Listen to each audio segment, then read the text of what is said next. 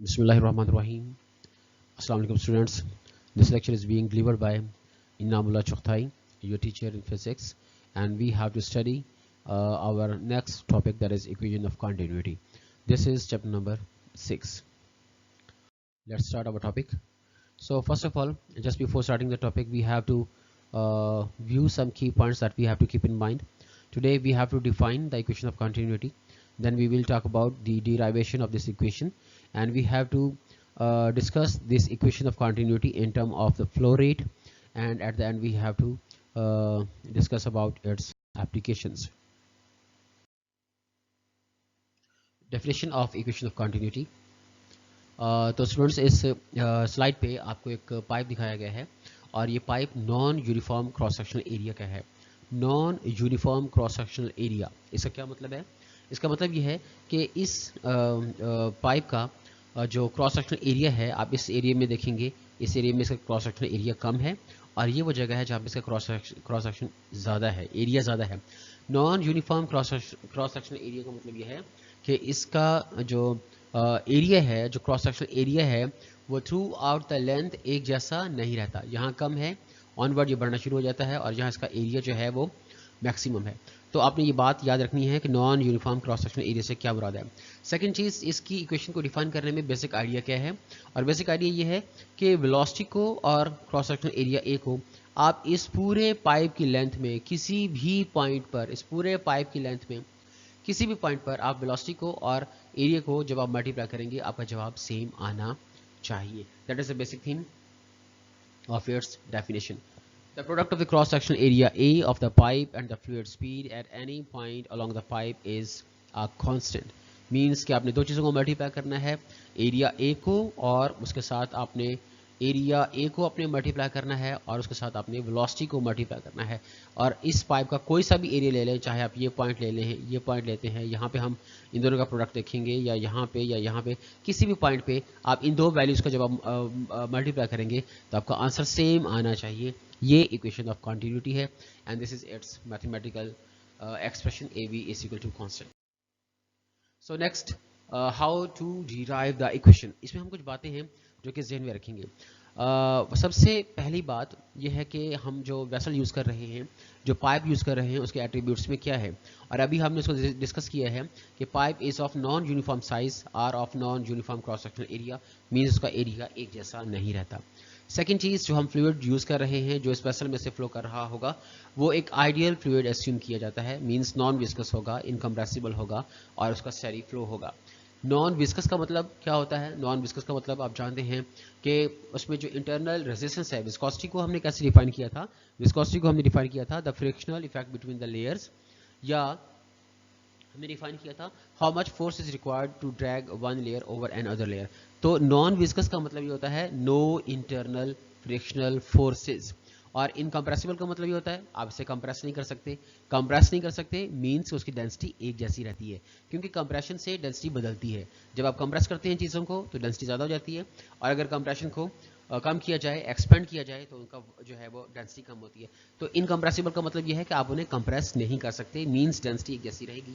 Second चीज़, उनका जो flow है वो स्टेडी है और स्ट्रीम लाइन होगा. और थर्ड बात कि हमारा बेसिक आइडिया क्या होगा इस इक्वेशन को ड्राइव करने के लिए, वो है law of conservation of mass. Derivation of the equation of continuity. Again हमें वो डायग्राम जो अभी हमने डिस्कस की है, इसी डायग्राम में हम डिस्कस करेंगे इस इक्वेशन को ड्राइव करने के लिए. अपनी बेसिक थीम बनाएंगे कि हमने क्या बेसिक थीम जो है वो इसको फॉलो करनी है. अभी हमने डिस्कस किया है बेसिक थीम के हवाले से, that is law of conservation of mass. हम ये चीज़ अपनी बेसिक थीम में लेके आएंगे कि हमें मास की कैलकुलेशंस करनी है at both ends of this pipe of this vessel. Consider a fluid flowing through a pipe of the non-uniform size. The particle in the fluid move along the streamlines in a steady state flow. The third point, the fluid is incompressible and the flow is steady. अभी इन तीनों points की base पे हम ये conclusion बनाएंगे. mass of the fluid is conserved. जब हम कहते हैं mass of the fluid is conserved, तो conserved का मतलब क्या होता है? conserved का मतलब ये होता है कि इस एरिया में ये जो एरिया दिखाया गया है आपको, this one, इस एरिया में जिसको हम क्रॉस सेक्शनल एरिया A1 बोलते हैं, इस एरिया में जितना फ्लूइड अंदर जा रहा होगा, मूव कर रहा होगा, और इस एरिया में से जितना फ्लूइड बाहर निकल रहा है ये दोनों फ्लूइड के मैसेज सेम होंगे। Law of conservation, mass conservation से क्या मुराद है कि mass of the fluid flowing into this area A1 in time del t is exactly equal to the mass of the fluid that is coming out, that is flowing out through the A2 in the same time del t। तो ये उसकी sense बनती है कि mass of the fluid conservation का मतलब क्या बनता है। अगेन ये एरो साइन del m1 को ज़ाहिर करता है, that is flowing into, और del m2 that is flowing out of this A2 area. Means del m1 और del m2 दोनों आपस में बराबर होंगे। अगेन याद रखिएगा इनकम्प्रेसिबल मीन्स की डेंसिटी सेम है, स्टेडी फ्लो भी सेम है, at the both ends time भी सेम है दोनों एंड्स के लिए। तो हम भी अस्यूम कर सकते हैं कि mass is constant the same at the end A1 and A2। So we have to apply the law of conservation of mass at both ends of this pipe. Next, apply the law of conservation of the mass at the both ends। Again हमें ये दो सिरे दिखाए गए हैं और इन दोनों सिरों में हम सबसे पहले बात करते हैं इस लोअर पार्ट की, लोअर एंड की। अब इस लोअर पार्ट में आपको तीन जो है वो चीज़ें दिखाई गई हैं। नंबर 1 इसका क्रॉस सेक्शनल एरिया A1 है। नंबर 2 जो फ्लूइड मूव कर रहा है उसकी वेलोसिटी इस एंड में V1 है, और जो वो डिस्टेंस मूव करता है, वो जो डिस्टेंस मूव करता है फ्लूइड मूव करने में जो डिस्टेंस मूव करता है वो डेल x1 है। Del x1 in time del t, याद रखिएगा डेल t ये दोनों सिरों पे A1 और A2 दोनों में आप जब टाइम की बात करेंगे तो डेल t की बात करेंगे, मीन्स टाइम आप सेम रखेंगे। तो सबसे पहले हमने इस लोअर एंड को, mass of the fluid the lower and को हमने कैलकुलेट करना है, और इस कैलकुलेशंस में हम बेसिक आइडिया डेंसिटी का यूज़ करते हैं। Density is equal to mass by volume, और आप जानते हैं mass is equal to density into volume. अब इस इक्वेशन नंबर 1 में सबसे पहले हम वॉल्यूम को डिस्कस करना चाहेंगे। वॉल्यूम बेसिकली क्या होता है, वॉल्यूम जो है वो एरिया इनटू थर्ड डायमेंशन के बराबर है, एरिया इनटू थर्ड डायमेंशन। तो ये आपको एरिया दिखाया गया है, एरिया दिखाया गया है A1, और जो डेल x1 है, जो डेल x1 है, फोर्स में कलर चेंज करता हूँ, ये जो डेल x1 है A1 और डेल x1 इन दोनों को आप मल्टीप्लाई करेंगे तो हमारे पास एरिया आ जाएगा, क्योंकि एरिया में ऑलरेडी दो लंबाइयाँ होती हैं, लंबाई ज़रब चौड़ाई को एरिया बोलते हैं, और डेल x1 उसकी तीसरी लंबाई हो गई। तो area into third dimension basically volume कहलाती है। मीन्स अगर A1 को डेल x1 के साथ मल्टीप्लाई कर दें तो हमारे पास एक्सप्रेशन क्या होगा, वॉल्यूम का होगा। तो volume is equal to A into del x1। So putting the value of this volume into equation number 1, equation number 1 becomes del m1 is equal to rho 1, a density की जगह रो लिखा और volume की जगह हमने लिखा है A1 del x1। ये इक्वेशन नंबर 2 बन गई। Next equation number 2 as it is. अब इस इक्वेशन में हम लोगों ने डेल x1 की वैल्यू को चेंज करना है, डेल x1 की वैल्यू को चेंज करना है, और डेल x1 की वैल्यू को चेंज करने के लिए हमारे पास बेसिक रिलेशन क्या आ रहा है कि वेलोसिटी डिस्प्लेसमेंट बाय टाइम के बराबर होती है। इस इक्वेशन से अगर हम डिस्प्लेसमेंट की वैल्यू को कैलकुलेट करना चाहें तो हमारे पास डिस्प्लेसमेंट बन जाएगा वेलोसिटी इनटू टाइम, क्योंकि डेल x1 हमारे पास डिस्प्लेसमेंट था, लिहाजा हमें डिस्प्लेसमेंट की बात करनी है वेलोसिटी इनटू टाइम। तो वेलोसिटी क्या है, वेलोसिटी है v1 और टाइम क्या है डेल t। तो डेल x1 की वैल्यू क्या बन गई, v1 टाइम्स c बन गई। अब इस डेल x की वैल्यू जो हमने यहाँ पे निकाली है इसको आप इक्वेशन नंबर 2 में पुट करेंगे तो आपके पास del m1 is equal to rho 1 A1 V1 del t के बराबर हो जाएगी। ये क्वेश्चन नंबर 3 बन जाएगी। सिमिलरली हमने mass at the upper end that is del m2 हमने कैलकुलेट करना है। अपर एंड में देखिए, अपर एंड में भी अगेन वही पैरामीटर्स जो हमने लोअर एंड पे देखे हमें नजर आ रहे हैं। That is velocity v2, area A2 and the distance traveled by the fluid in time del t that is del x2 हमें दिखाया गया है। तो सेम पैरामीटर से हम इक्वेशन को कैलकुलेट कर सकते हैं। del m2 is equal to rho 2 cross A2 V2 del t। This is equation number 4।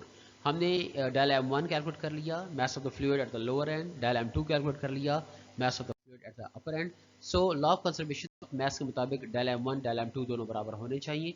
हम इन दोनों इक्वेशंस को कंपैरिजन करते हैं, आमने सामने बराबर रखते हैं, ये हमारे पास इक्वेशन ऑफ कंटिन्यूटी बन जाती है। इसमें से कॉमन फैक्टर्स जो हैं वो हम निकाल देंगे, क्योंकि फ्लूइड हमने बोला इनकम्प्रेसिबल था। इनकम्प्रेसिबल का मतलब क्या होता है, जिसको आप कंप्रेस नहीं कर सकते। जिसको आप कंप्रेस नहीं कर सकते तो उसकी जो डेंसिटी है वो कांस्टेंट रहती है, डेंसिटी वेरी नहीं करती। जब डेंसिटी वेरी नहीं करती तो फिर रो 1 और रो 2 का कॉन्सेप्ट खत्म हो जाता है। उसकी जगह हम रो लिख सकते हैं, रो 1 रो 2 दोनों बराबर हैं।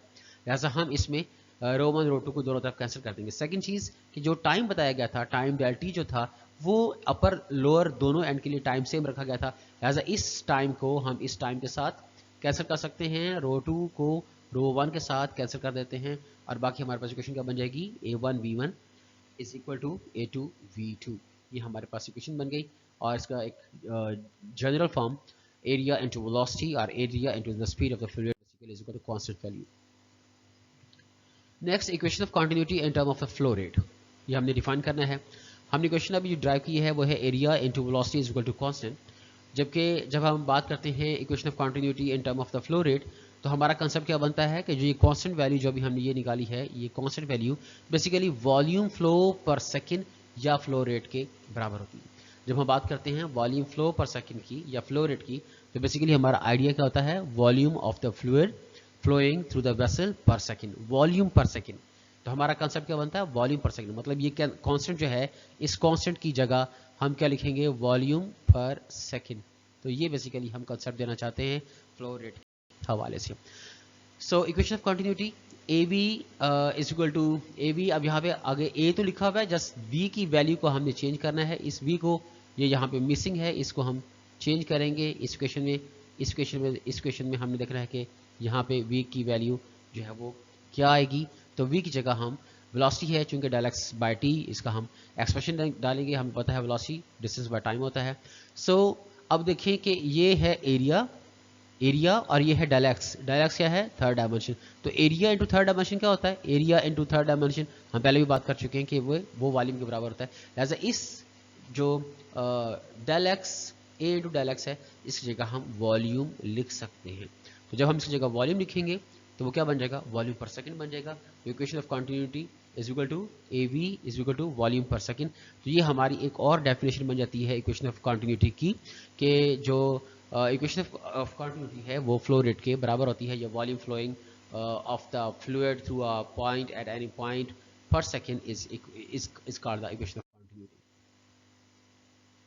Next we have to discuss the common applications of the equation of continuity.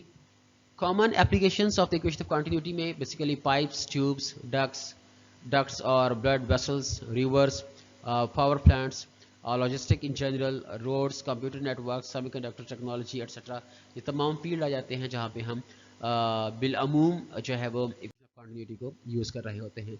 इसके अलावा कुछ और फील्ड्स में भी हम इक्वेशन ऑफ कंटिन्यूटी को यूज़ करते हैं। Being the basic of the many important loss, बहुत सारे लॉस में इक्वेशन ऑफ कंटिन्यूटी को यूज़ किया जा रहा होता है। लिहाजा ये बहुत सारे दूसरी फील्ड्स में भी इक्वेशन ऑफ कंटिन्यूटी एक इंपॉर्टेंट फैक्टर बन जाता है जिसको हम स्टडी करते हैं। तो ये हाइड्रोडायनामिक्स में, एरोडायनामिक्स में, इलेक्ट्रोमैग्नेटिज्म में, क्वांटम मैकेनिक्स में, बर्नौलीज प्रिंसिपल में जो है वो इक्वेशन ऑफ कंटिन्यूटी को अप्लाई किया जाता है। इसी तरह to check the consistency of the Maxwell equations, और इसी तरह to check the consistency of the Schrodinger equations, और इसके साथ साथ कुछ और फील्ड्स में जैसे जनरल और स्पेशल थ्योरी ऑफ रिलेटिविटी में और नोएथर्स थ्योरम एटसेट्रा, इनमें भी इक्वेशन ऑफ कंटिन्यूटी को इस्तेमाल किया जाता है। That is the end of this topic. Like कीजिए, कमेंट्स कीजिए एंड सब्सक्राइब कीजिए। Thanks for watching.